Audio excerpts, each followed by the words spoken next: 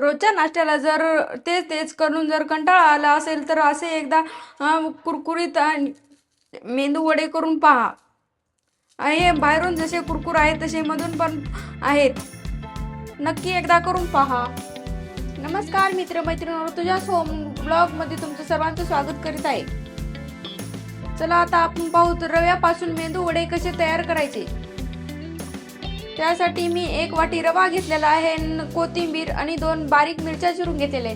चला तर आता बघूत आपण. चला तर आता मी लावून घेते गॅस लावल्यानंतर त्यावर ठेवते कढई 2 मिनिटं तापू देते.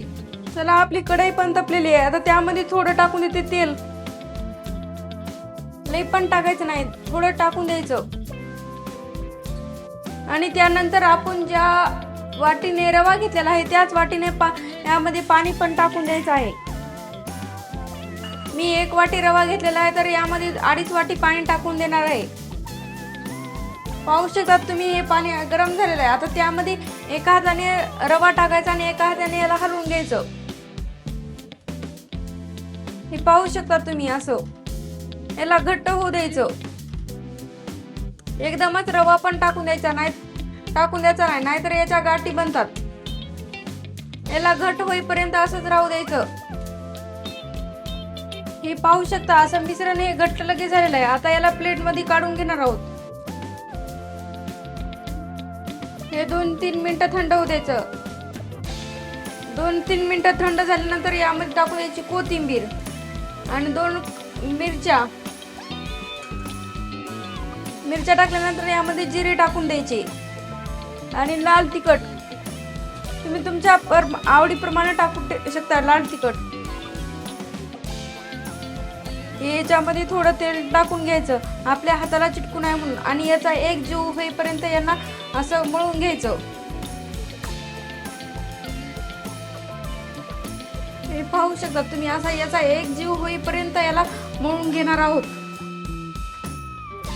हे पहा आपला एकजीव तयार झालेला आहे. पीठ मळल्यानंतर चला आता याचा एक गोळा काढून घेऊ आणि याला मस्तपैकी असं मळून घेऊ. गोल होईपर्यंत मळून घ्यायचं. त्यानंतर त्याला असं हे करायचं, छिद्र पाडून घ्यायचं मध्ये. हे पहा असं आपला मेंदू वडा असं तयार करायचा. हे पाहू शकतात आपले 1 वाटीच्या रव्यापासून इतके मेंदूचे वडे तयार झालेले आहेत. आता याला आपण तळून घेणार आहोत. तळून घेण्यासाठी मी तेल तवा ठेवते.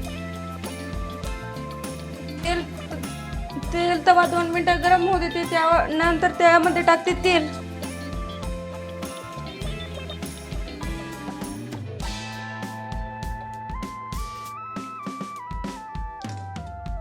तेल गरम होऊ द्यायचं 10 मिनिटं. तेल पण आपलं गरम झालेलं आहे. आता त्यामध्ये टाकून देऊत मेंदू वडे.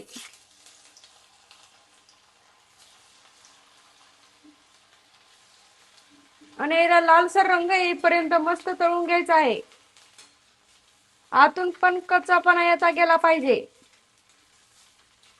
कमीच गॅसवर याला तळून घ्यायचे आहे.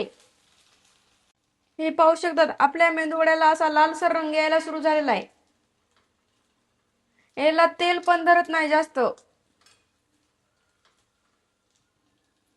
हे पाहू शकता तुम्ही आपले मेंदूवडे असे छान तळलेले आहेत. आता याला काढून घेणार आहोत. मस्त असा कच्चेपणा याचा संपूर्ण गेलेला आहे. हे पहा आपले मस्त लगे मेंदू वडे तयार झालेले आहेत रव्यापासून. तुम्ही हे मेंदू वडे दह्यासोबत किंवा नारळाच्या चटणीसोबत किंवा साबरासोबत कशा पण सोबत खाऊ शकता. ही जर रेसिपी तुम्हाला आवडली असेल तर लाईक करा, सबस्क्राईब करायला विसरू नका. धन्यवाद.